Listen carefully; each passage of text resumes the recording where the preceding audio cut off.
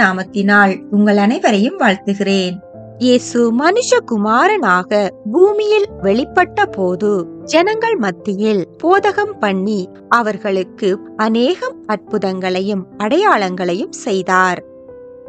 என் வாயை உவமைகளால் திறப்பேன், பூர்வ காலத்து மறை பொருள்களை வெளிப்படுத்துவேன் என்ற தீர்க்க தரிசனம் நிறைவேறும்படியாக இயேசு ஜனங்களோடு பரலோக ராஜ்யத்தை குறித்தும் மனம் திரும்புதல், தாழ்மை, ஜெபம், அன்பு, இரக்கம், விடாமுயற்சி, விசுவாசம் இவைகளை குறித்து உவமைகளாக பேசினார். இன்று இயேசு கூறிய அநேகம் உவமைகளில் இருந்து அழைக்கப்பட்டவர்களை குறித்தும் அழைக்கப்பட்டவர்கள் தங்கள் அழைப்பை அலட்சியம் செய்ததை குறித்தும் இயேசு கூறிய ஒரு மனுஷன் பெரிய விருந்தை ஆயத்தம் பண்ணி அழைத்தவர்களை பற்றியதான ஓர் உவமையை நாம் பார்க்கலாம். ஓர் ஓய்வு நாளிலே பரிசேயரில் தலைவனாகிய ஒருவனுடைய வீட்டில் இயேசு போஜனம் பண்ணும்படி அழைக்கப்பட்டிருந்தார். விருந்துக்கு அழைக்கப்பட்டவர்கள் பந்தியில் முதன்மையான இடங்களை தெரிந்து கொண்டதை இயேசு பார்த்தபோது அவர்களுக்கு ஓர் உவமையை கூறினார். ஒருவனால் திருமணத்திற்கு நீ அழைக்கப்பட்டிருக்கும் போது பந்தியில் முதன்மையான இடத்தில் உட்காராதே. உன்னிலும் கனமுள்ளவன் ஒருவேளை அவனால் அழைக்கப்பட்டிருப்பான். அப்பொழுது உன்னை அழைத்தவன் உன்னிடத்தில் வந்து இவருக்கு இடம் கொடு என்பான். அப்பொழுது நீ வெட்கத்தோடே தாழ்ந்த இடத்திற்கு போக வேண்டியதாய் இருக்கும்.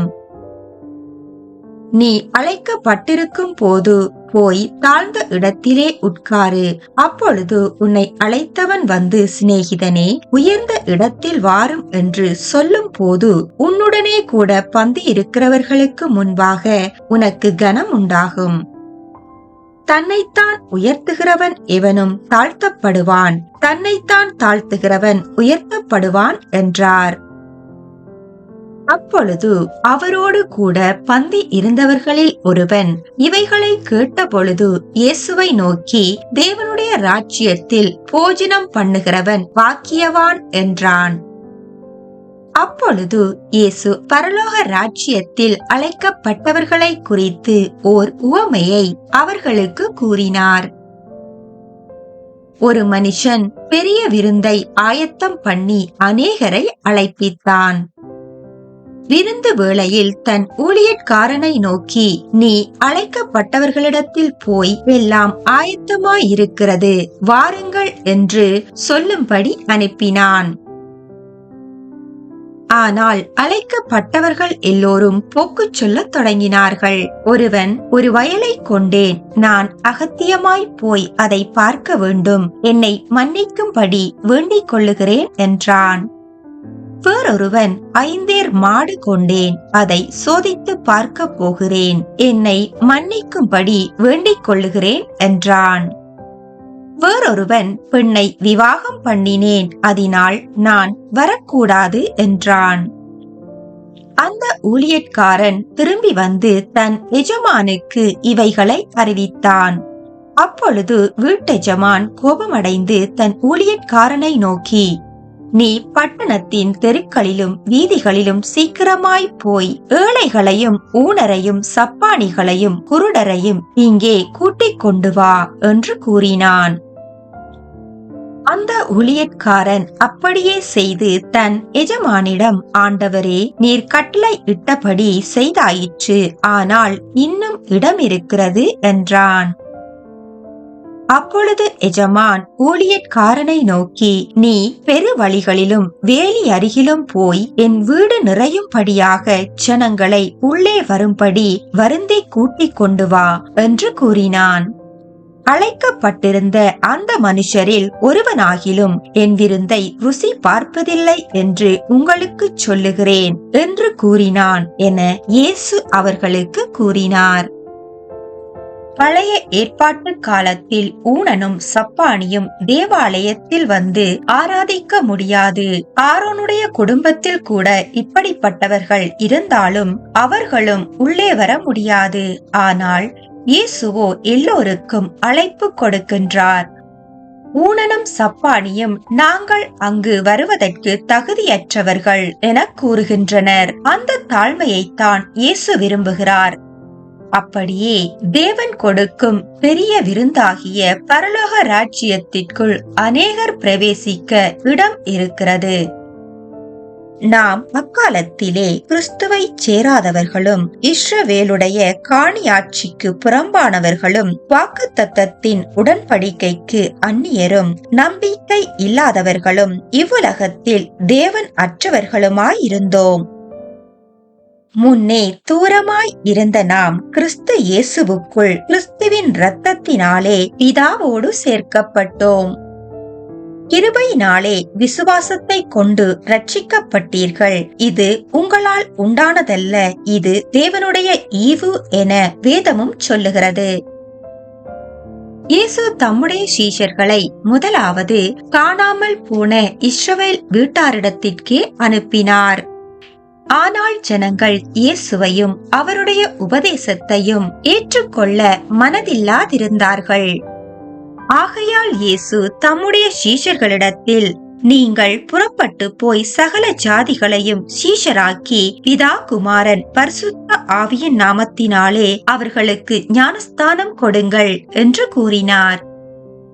அழைக்கப்பட்டவர்களின் அலட்சியத்தினால் புற ஜாதியான நமக்கு கர்த்தருடைய அழைப்பு வந்தது.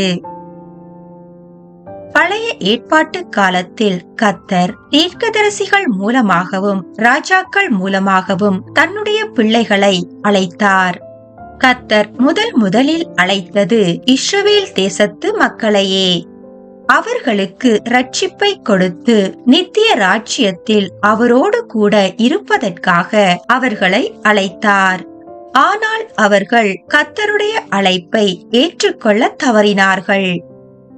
புதிய ஏற்பாட்டின் காலத்தில் இயேசு வருத்தப்பட்டு பாரம் சுமக்கிறவர்களே, எல்லோரும் என்னிடத்தில் வாருங்கள், நான் உங்களுக்கு இளைப்பாறுதல் தருவேன் என்று எல்லா ஜனங்களையும் அழைத்தார்.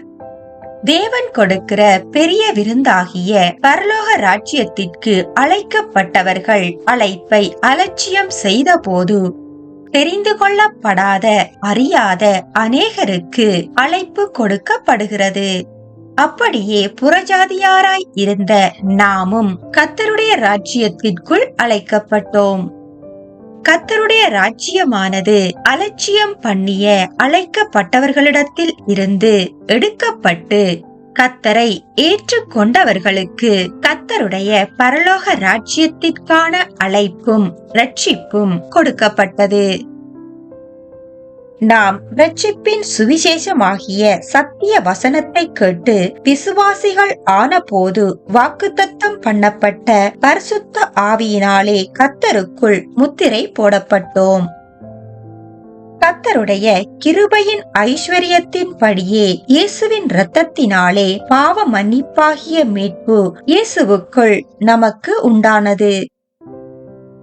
இப்படி இருக்க நீங்கள் அதிக ஜாக்கிரதை உள்ளவர்களாய் இருந்து உங்கள் விசுவாசத்தோடு தைரியத்தையும், தைரியத்தோடே ஞானத்தையும், ஞானத்தோடே இச்சை அடக்கத்தையும், இச்சை அடக்கத்தோடே பொறுமையையும், பொறுமையோடு தேவ பக்தியையும், தேவ பக்தியோடு அன்பையும் உடையவர்களாய் இருங்கள். அத்துடன் உங்கள் அழைப்பையும் உங்கள் தெரிந்து கொள்ளுதலையும் உறுதியாக்கும்படி ஜாக்கிரதையாய் இருங்கள். இவைகளை செய்தால் நீங்கள் ஒரு காலும் இடறி விழுவதில்லை என்று அப்போஸ்தலராகிய பேதுரு எழுதிய 2ஆம் நிருபத்தில் கூறியுள்ளார். இந்த உவமையில் தெரிந்து கொண்டு அழைக்கப்பட்டவர்கள் தங்கள் அழைப்பை அலட்சியம் செய்ததை நாம் காணலாம். ஒருவன் வயலை வாங்கியதாகவும் அதை பார்க்க போகிறேன் என்றும் கூறினான். மற்றவனோ தான் 5 ஏர்மாடு வாங்கியிருப்பதாகவும் அதை சோதித்து பார்க்க போவதாகவும் கூறினான். 3வது நபர் தான் திருமணம் பண்ணியிருப்பதால் வரக்கூடாது என்று கூறினான். இங்கு அழைக்கப்பட்டவர்களிடம் காணப்பட்ட பொருளாசை, பலவீனம், உலகத்தின் மீதிருந்த பற்று கர்த்தருடைய அழைப்பை அவர்கள் அசட்டை பண்ணும்படி செய்தது. வேதத்தில் கர்த்தராகிய தேவன் இஸ்ரவேல் ஜனங்களை தமக்கென தெரிந்து கொண்டு அவர்களை அழைத்தார். ஆனால் அவர்கள் கர்த்தருடைய அழைப்பை நிராகரித்தார்கள். யூதர்கள் இயேசுவை ஏற்றுக்கொள்ளவில்லை. இயேசுவின் அழைப்பை அசட்டை பண்ணி அவருடைய சுவிசேஷத்தையும் அலட்சியம் பண்ணினார்கள். இயேசு கூறிய இந்த உவமையில் கர்த்தருடைய அழைப்பை நாம் புறக்கணியாது, முதலாவது தேவனுடைய ராஜ்யத்தையும் அவருடைய நீதியையும் தேட வேண்டும் என நமக்கு கற்றுக் கொடுக்கிறது. நாம் தொடர்ந்தும் இயேசு கூறிய உவமைகள் எனும் தொடரில் இயேசு கூறிய உவமைகளையும் அதன் பின்னணியையும் அவர் வெளிப்படுத்திய மறைபொருளையும் அது நமக்கு எவைகளை கற்றுத் தருகிறது என்பதையும் தொடர்ந்து வரும் நாட்களில் நாம் பார்க்கலாம். மற்றொரு பதிவில் சந்திக்கலாம். கர்த்தருடைய நாமத்திற்கு மகிமை உண்டாவதாக.